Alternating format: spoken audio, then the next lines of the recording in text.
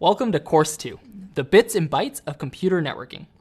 You might remember me from the lessons on the internet in the first course, but you also might have jumped ahead, in which case we are meeting for the first time. My name is Victor Escobedo, and I'm a corporate operations engineer. My passion for IT began way back when I was 9 years old, and my dad brought home our first computer. He was a mechanical engineer and started using the computer to help him with his CAD work. This was the first time I was exposed to computers and later realized that you could install new software on it, including computer games.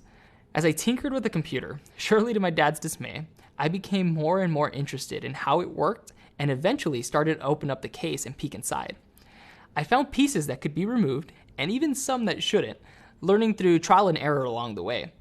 I couldn't really explain what it was, but I just found the mechanics of how it all worked together so fascinating. Looking back, these were the seeds that inspired my career. But you see, where I grew up, going to college and pursuing a career wasn't exactly talked about or heavily encouraged. I'm a first-generation Mexican American, and there weren't a lot of people I knew pursuing a career in tech. My friends and family were mostly worrying about graduating high school and making sure they had jobs, not really thinking about longer-term careers. My school didn't have the resources to offer many technical classes, and even though my father was working in mechanical engineering, computers were a tool to him, like a mill, ruler, or hammer. My parents encouraged me to work hard and pursue computers, but they couldn't really give me advice about college or a career in tech. To no real fault of their own, they just didn't have the experience necessary.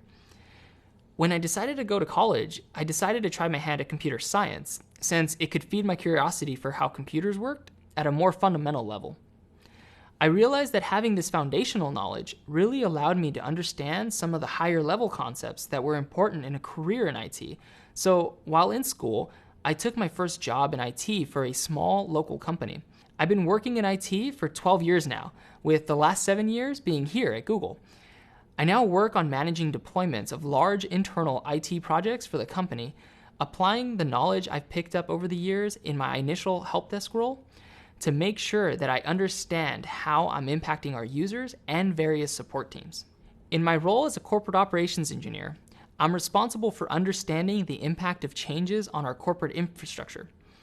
Because of this, networking skills are critical.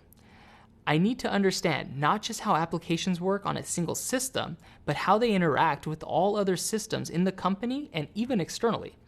So now that you know a bit about me, let's dig into the bits and bytes of networking. Computers communicate with each other a lot like how humans do. Take verbal communication as an example. Two people need to speak the same language and be able to hear each other to communicate effectively. If there are loud noises, one person might have to ask the other person to repeat themselves. If one person only somewhat understands an idea being explained to them, that person might ask for clarification. One person might address only one other person, or they may be speaking to a group. And there's usually a greeting and a way to close the conversation. The point is that humans follow a series of rules when they communicate, and computers have to do the same. This defined set of standards that computers must follow in order to communicate properly is called a protocol. Computer networking is the name we've given to the full scope of how computers communicate with each other. Networking involves ensuring that computers can hear each other, that they speak protocols other computers can understand, and that they repeat messages not fully delivered, just like how humans communicate. There are lots of models used to describe the different layers at play with computer networking, but for this course, we've selected the TCP/IP 5-layer model. We'll also be touching on the other primary network model, the OSI model, which has 7 layers. If you don't know what these models are or how they work, don't worry. We'll be deep diving into these topics throughout this course. It's super important to know these types of layered models to learn about computer networking because it's a really layered affair. The protocols at each layer carry the ones above them in order to get data from one place to the next. Think of the protocol used to get data from one end of a networking cable to the other. It's totally different from the protocol used to get data from one side of the planet to the other. But both of these protocols are required to work at the same time in order for things like the internet and business networks to work the way they do. Sometimes there are problems when computers on the internet or on these business networks try to communicate with each other, and often it's up to an IT support specialist to fix these problems. This is why understanding computer networking is so important. By the end of this course, you'll be able to explain all 5 layers of our model. Not only that, you'll be able to describe how computers determine where to send their messages and how network services like DNS and DHCP work.